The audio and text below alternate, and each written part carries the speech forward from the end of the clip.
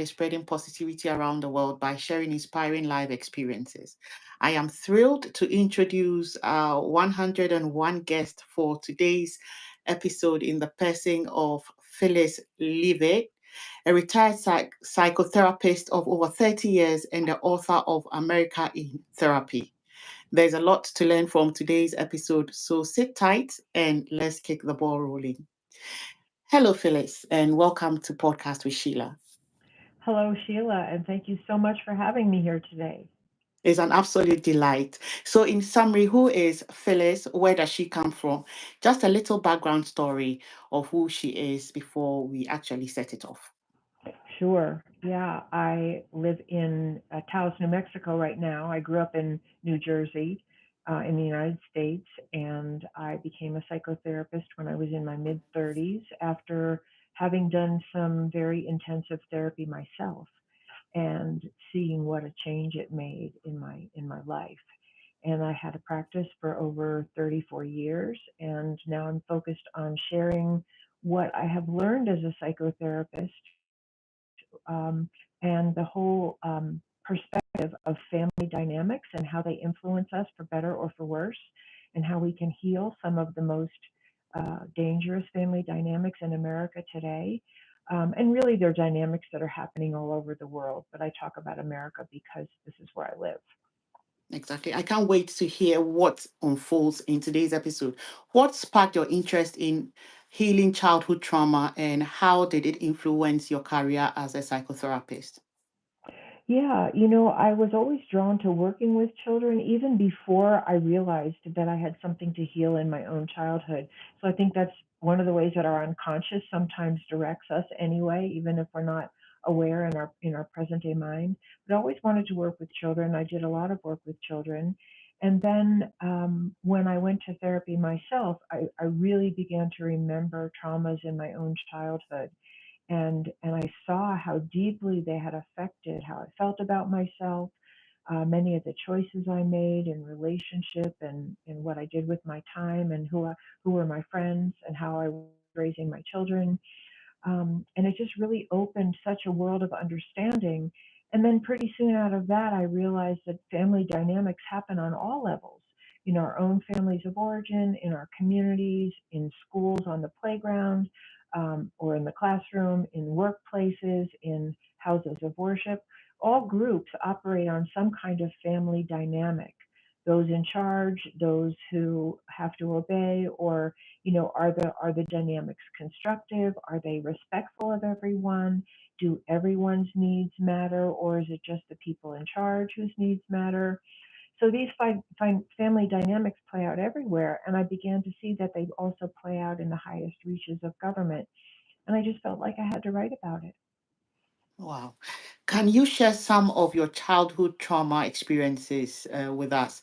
Let's highlight on it and let's try and draw some similarities to common ones you've also realized in today's world. And Yeah, yeah. yeah. Well, I guess what I would say is that for me, I was sexually abused when I was young, and I had buried all of those memories. And so, but the memory that something was painful and that something was wrong did not go away. I just didn't have the memory of what it was attributed to.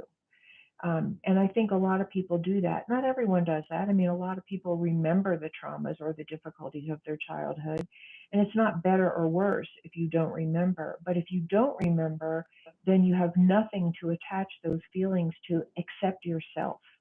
And so I just felt like I was a flawed human being and that there was something intrinsically wrong with me because I didn't know what had happened. Um, and I think that so again, whether and it produces symptoms. So for me, and there's many symptoms that childhood trauma produces in people, and they're very varied. Not all, not probably no two of us are alike exactly, but there are patterns that we've learned to identify as psychotherapists, and also as a client, you kind of see your own patterns. My pattern was to become kind of reclusive, introverted, and anxious and somewhat depressed. And in a lot of ways, unable to be an advocate for myself. just didn't feel a lot of personal power, had a lot of self doubt about who I was and my value and my worth. For many people, that's not the outcome. They become aggressive, they become addicted, they become, driven to succeed at all costs.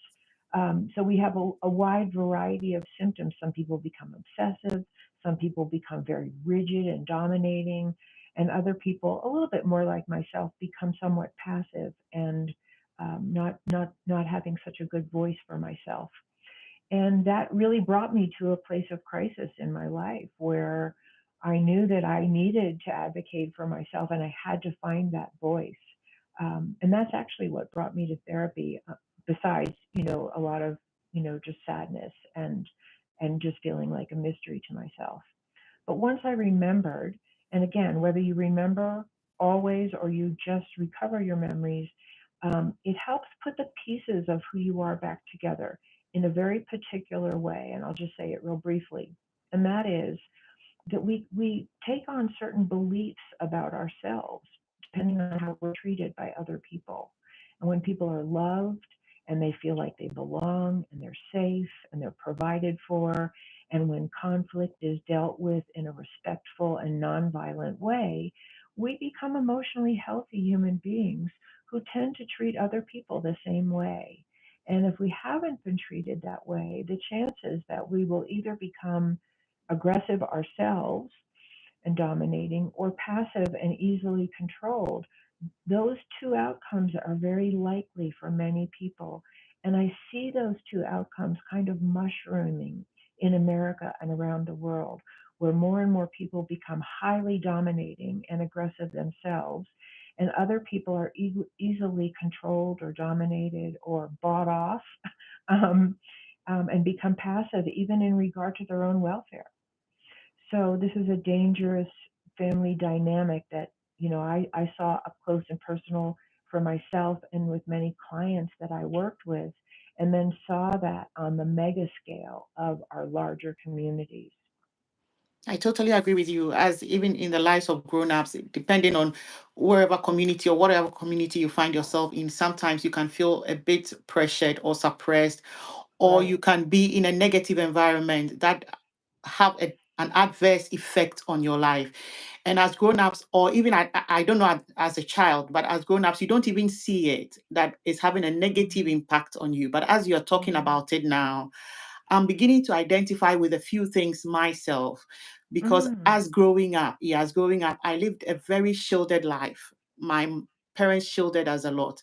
So growing up, getting married, coming out, trying to live an independent life of my own, raising my children, I've had to learn so many things firsthand, and I've made a lot of mistakes. I've fallen into, I wouldn't say the wrong company, but I met people because I thought that at the back of my mind, if you've not harmed anybody, nobody has a right to harm you. And that was my concept as I grew up, only to realize that sometimes you don't have to do anything bad to somebody for them to do something bad to you. So I've had different forms of shocks as I've been Right. growing up. And for that Right. reason, I've built a wall around me, a very high wall, because Mm. I'm thinking, no, I'm not going to allow this to happen to me anymore. I'm not going to Right. allow this to happen to me anymore. And I'm not interested in making friends. Mm. Yeah, I'm not interested in making friends. And as you kept talking, I found I would rather put my time, my energy into raising my children, into working a lot, into getting on projects, just so that I wouldn't find myself amongst people. I have a very close social circle, very, very close. And as you were talking about it, I was just picking them up. But I feel safe that way. Right. Yeah. And Well, the mhm, truth is, we all need to feel safe. In yeah, order to be emotionally and mentally healthy and exactly. well, the bottom line is we have to be safe, because when people aren't safe, they develop defenses. Yeah. And and that's what we do. That's just human nature. That's not a flaw. We try to defend against harm. We try to defend against attack or being maligned or being excluded and rejected or seen as inferior or whatever the attack is, whether it's physical, sexual, or mental and emotional. And so in order for people to be safe, to actually connect with each other and relate and be safe for one another, we have to be safe, or we have to have developed defenses that are actually functional. And for most of us who were harmed by other people, the defenses that we develop are not necessarily functional. They may work in the moment, like shutting down, building a wall, drinking too much to numb out the pain, or becoming driven work wise so that I don't let any other impressions in. I'm just on a track and the train keeps moving and I don't feel. Um, but usually, what happens for people and what often brings people to therapy is that their defenses actually aren't working so well. Um, sometimes when people build a wall, and it sounds like you have a community now around you, but often when people have a wall, that is designed to keep them safe, for instance, they may feel safe behind that wall, but they also suffer from being terribly alone because we're wired for love and connection. We need other people. We need a positive reflection. We need to feel like we matter or that we have value among people. And so often the defenses that we create in the end break down. And the same thing can be said for a country. Look at our defense structure. Look at what we've done with police brutality, so called to defend or protect. Look at what we've done with investing billions of dollars in weapons of mass destruction that kill, that kill more and more people. So these are our defenses as a country. And do they work? Maybe for the people who profit from them, but not for anybody else. Yeah. And so I think we really have to re examine that whole structure, and take apart what we're looking at as defense and really ask ourselves, how do we make it safe here so that we don't need these defenses? And that actually means our commitment to many, many segments of our population who here in the United States are not safe here now, as well as other countries Yeah. who, are receiving arms from us. And again, there's no easy answer. Sometimes war seems justified. I get that. I get that we live in fear of being attacked or that, we're afraid of being taken over by someone else. I get the fear. But who's going to start the peace movement? Because if we act on that fear, we could destroy life as we know it for all of us. Yeah. You're absolutely right. Can you share a key insight or experience from one of your books that had a profound impact on your own healing journey? Yeah, let me think about what that would be. I guess what I would say, and there's probably a number of them, um, but the one that really comes to mind is that when I was in my mid 30s, I had three little children, and I was in a very dysfunctional marriage. Which was understandable. I mean, I was attracted to someone who wasn't particularly healthy for me because I wasn't particularly healthy. My trauma was still just beginning to be unearthed. So um, what really happened was that I hit bottom. I just hit a place of such deep depression and such deep feelings of being at a loss of how to manage my life. And I felt I really suffered from massive anxiety at that time. And I think it was these memories trying to bubble up and come to consciousness. And they produced a lot of anxiety that was very hard to live with. And at one point, I really felt like I didn't want to live anymore. I didn't have any plan to commit suicide, and I would never have done it because I loved my children too much and I would never have left them. So it was a very hard place to be where I didn't really want to be alive, but there was no exit. And that's what drove me to get help and start talking to another person who was trained to deal with emotional and family dynamics issues. And it was a process of uncovering and restoring. It took a while for me to plow through some of the deepest pain and come out the other side, but I cannot tell you how worth it was. It was worth everything. Um, and that's really what fueled my desire to be a psychotherapist. And I think that happens for so many people, that if something really helps us and changes our lives, we just want to share it with Yeah. other people. It's just a natural human impulse to give what we have received. Exactly, because there's a lot going on in the world today, especially in the family settings, in marriages, and all of that. And sometimes, for me, I think that if you're able to navigate out of some of these struggles, is worth sharing. And that is why podcast with Sheila is here to share some of these stories, so that somebody can hear your story and can say, if you were able to do it, then I can do it too. So that's a brilliant thing to do. Let's talk about America in therapy. How do you envision bringing the healing process you outlined in America in therapy to a national scale? Yeah, I mean, there's many ways, and I try to like sort of go into in my book how I, through the family therapy lens, how I see what isn't working in the family of America and why it isn't working and what results it's producing. Just like if you have abuse or neglect in a family, a single family, the people who are impacted by the abuse and neglect are going to become symptomatic. They're going to have some way that their pain gets expressed. And we've talked about what some of those are. People become symptomatic, and without help, then their symptoms get passed down from one generation to another. So, the way I see America in therapy, and what I would like to bring to America, and really to people all over the world, um, so it's not just confined to America, but are some of the basic principles of the best healing that I know through the world of psychology. And some of those start with that we have to understand what conditioned us. We have to understand the roots of America, our history.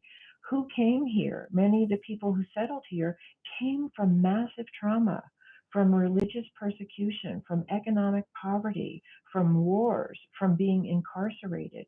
And then over the years, many of the people who came through Ellis Island and, were greeted by the Statue of Liberty were immigrants from other countries, many other countries fleeing poverty and persecution and war. So we have lots of trauma in our past.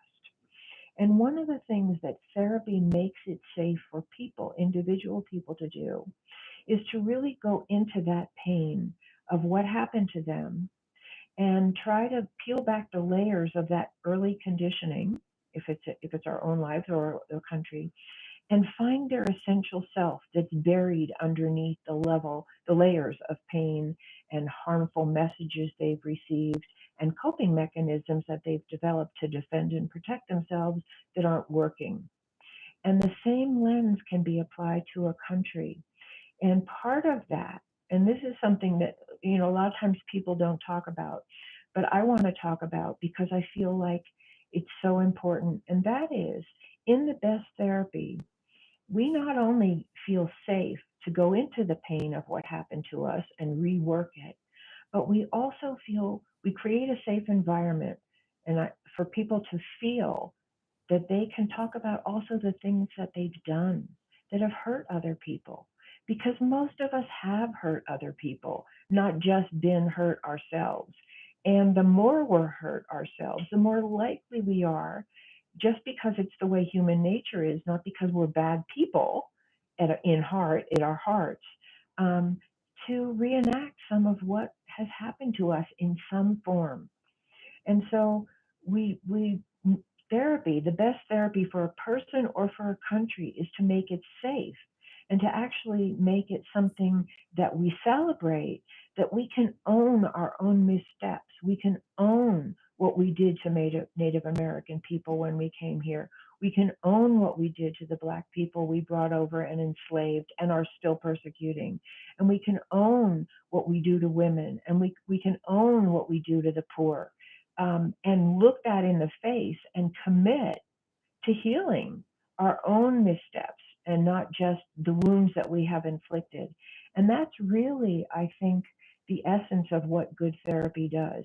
And when I say make it safe, it means we're not just looking to criminalize people or see them as the worst thing that has ever happened to them or the worst thing that they've ever done, but we see beyond them to their essential self.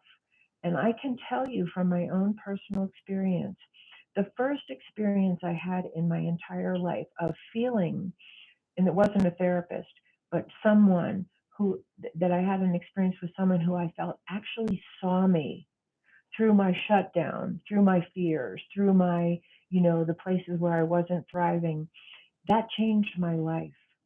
To feel seen for my essence changed my life. And it was the beginning of my healing journey, even though it took me many years to actually get into therapy. Um, and we can do that for one another. There is an essential, beautiful self that was born inside every human being. And the more we see that and reflect that back to one another and feed that to each other with respect, with care, with safety, with a commitment to nonviolent conflict resolution, to providing for each other, to cooperating with each other, through celebrating diversity rather than, judging it. Um, all these ways are ways that we actually bring to life, spark the flame inside someone that's already there for them to become their most beautiful essential self who will be safe for other human beings and a contribution to the whole. So, in summary, are we then saying that if somebody is not treating you well, is because they themselves don't feel good within? So then they don't have anything good to offer, or then they can't love you or treat you well because they feel by themselves they are not even being loved, or they don't feel love within, in I summary. I think that is a really good conclusion, and it's part of what I talk about. And it's an important one. The person may not be aware that they don't feel good about themselves, because often people who have had kind of dominating role models. Like, this is what you do. You dominate people to win the argument, to get what you want from them, and to be, to come out on top. Many people have that role model for them as just the way you're supposed to be, and that's how you succeed. So they wouldn't necessarily tell you that they don't feel good about themselves. But what I have found from years of working with hundreds and hundreds of people is that what you're saying is actually true. That inside, somewhere inside, either conscious or unconscious, are experiences and perceptions of self that a person has taken on that are not positive. And they're also trying to survive the best they can, sometimes in very, very dangerous ways. Um, so I'll say this in a nutshell, that what I have found as a psychotherapist that I think many people really don't realize today, and we need to realize if we want to interrupt the cycle of abuse and neglect on a society level, as well as in an individual family level, is that inside the perpetrator is a victim that is unhealed. And I really believe that bringing America to therapy means that we start to look at people that way.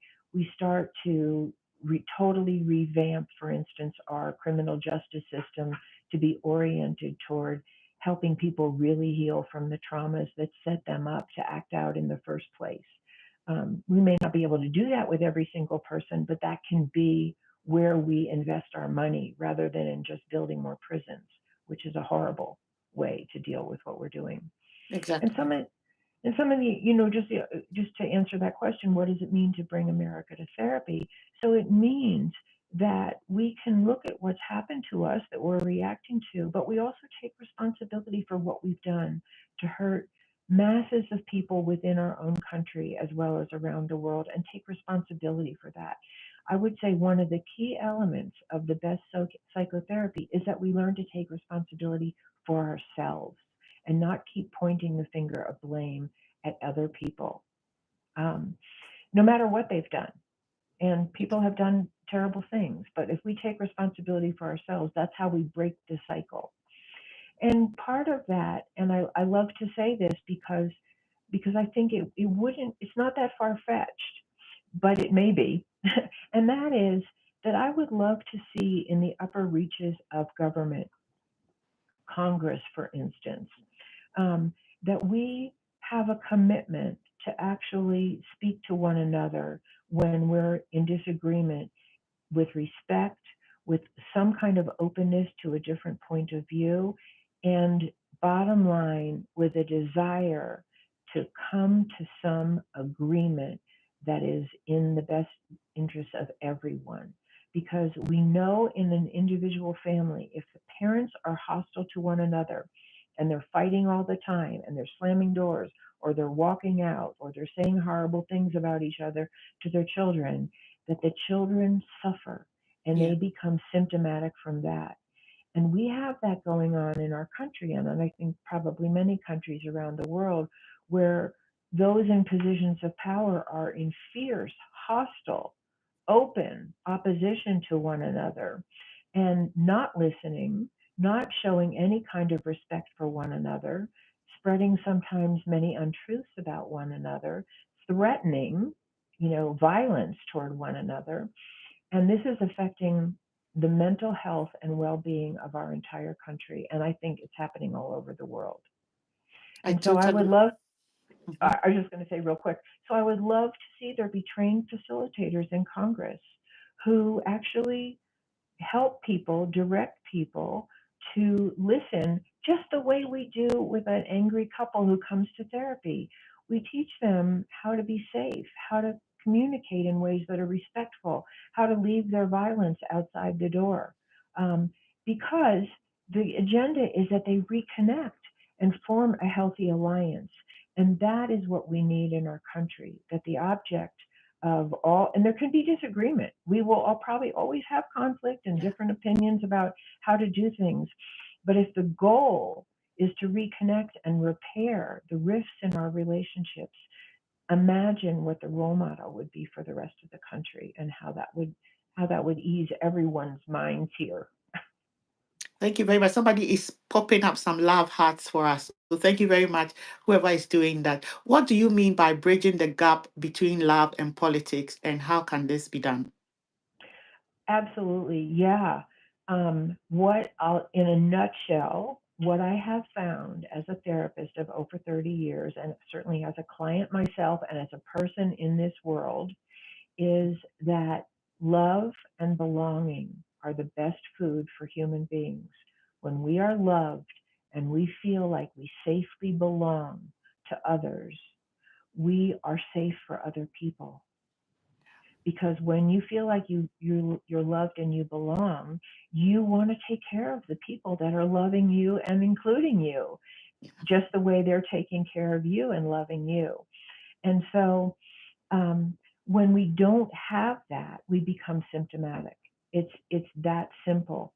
And it's curious to me, not surprising in many ways, because I do understand our collective psychology through the lens of everything that I've worked with, that love is never talked about in politics.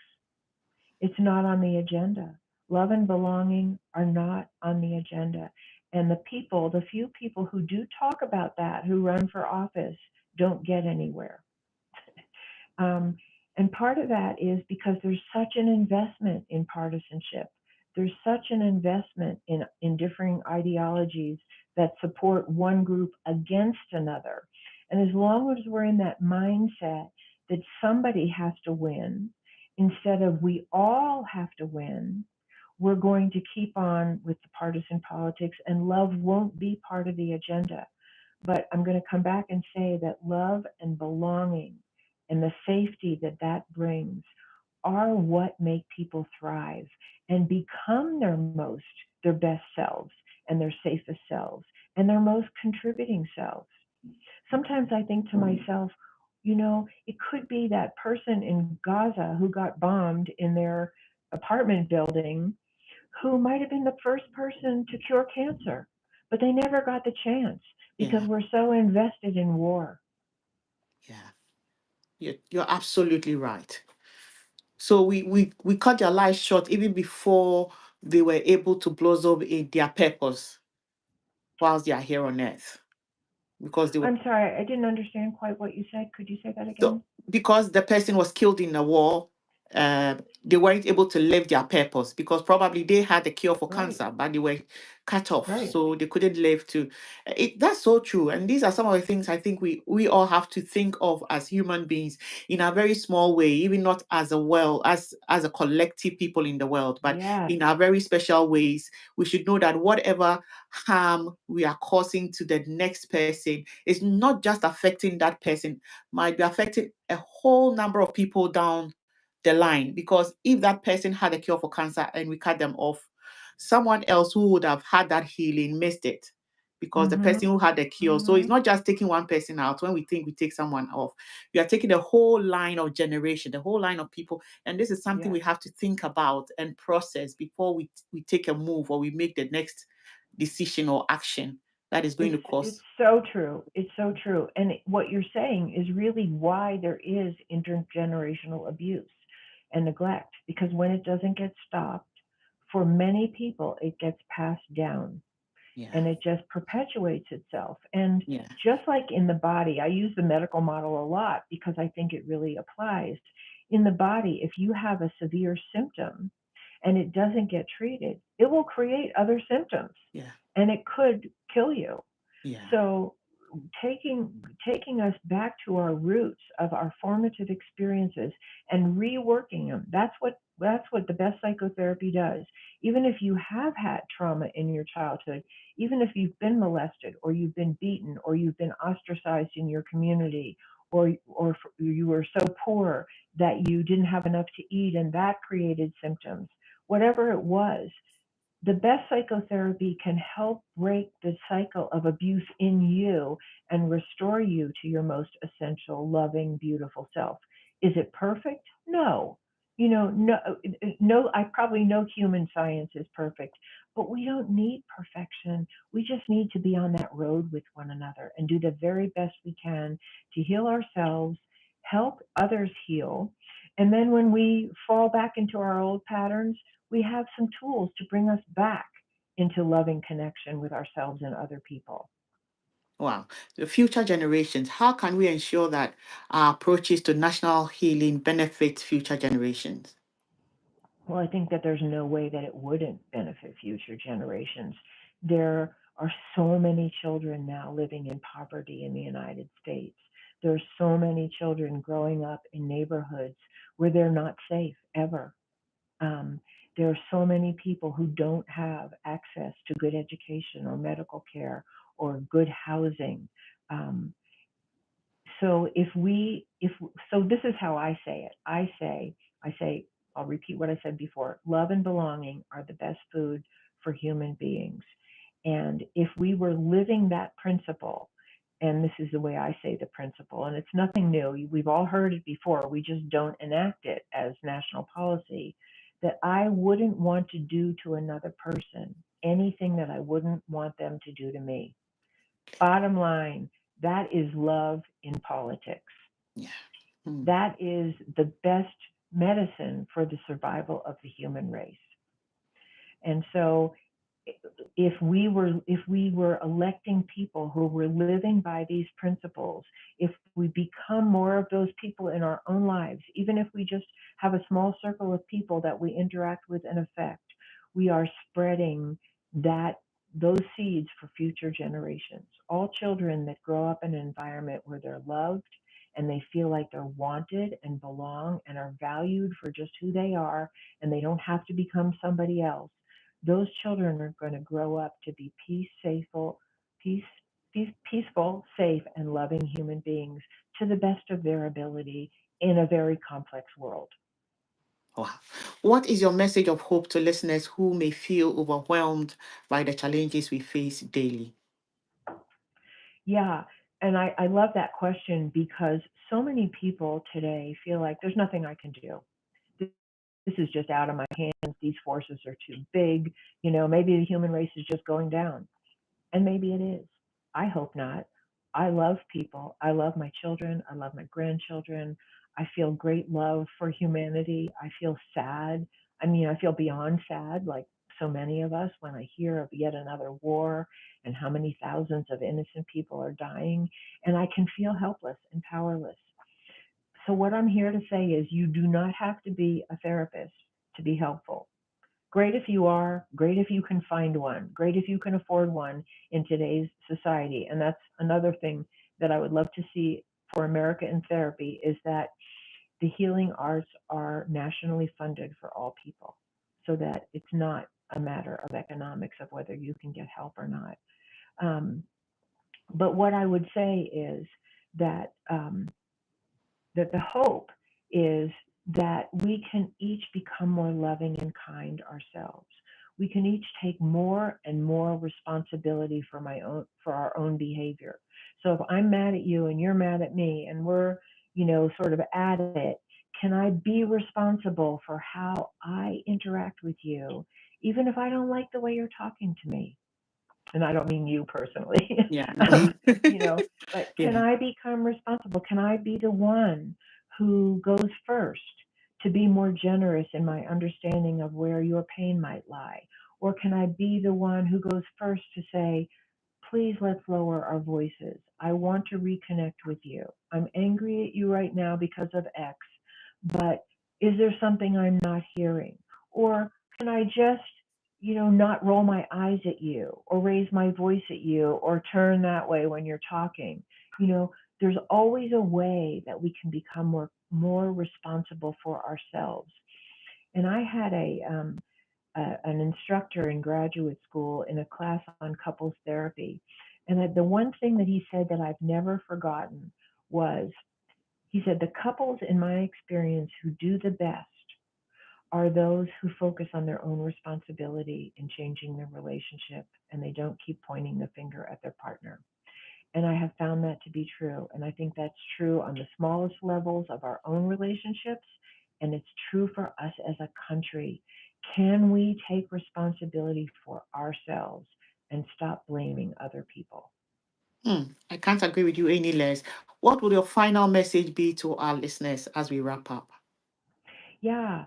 So if you're hurting, find someone and get your own help, do your own healing, and free up that essential self in you so that you can be more happy and more filled and more a feeling like you belong, have a feeling that you belong and are a contributing member. So don't be ashamed, don't be afraid. Seeking help is not a sign of weakness, it's actually a sign of strength and courage to become vulnerable and dive into your pain and retrieve your best self so you can be that in the world. And then, and that may not be what you need to do. Maybe you're in a good place in your life. Share, be that person who reflects other people's goodness, other people's talents, other people's strengths, and know that everything you give, we're all going to get back in equal measure, if not more so. And just to know that just by smiling at someone, just by being friendly to someone who you might have ignored or not paid attention to, just by being friendly and acknowledging them, that ripple effect of love, you don't know where it goes. They might take that home to their children and be in a better mood or to their coworkers, or maybe they were thinking of offing themselves that morning and your kindness brought them back from the ledge of their own despair. We can all make a difference. Wow. As we draw this inspiring conversation to a close, we would like to say a massive thank you, Phyllis, for coming on Podcast with Sheila today. Thank you for having me. It's just such an honor. You're a wonderful podcast host. I can tell that you really want to make a difference in the world, and I really appreciate that you had me on today so I could share, the way that I want to contribute.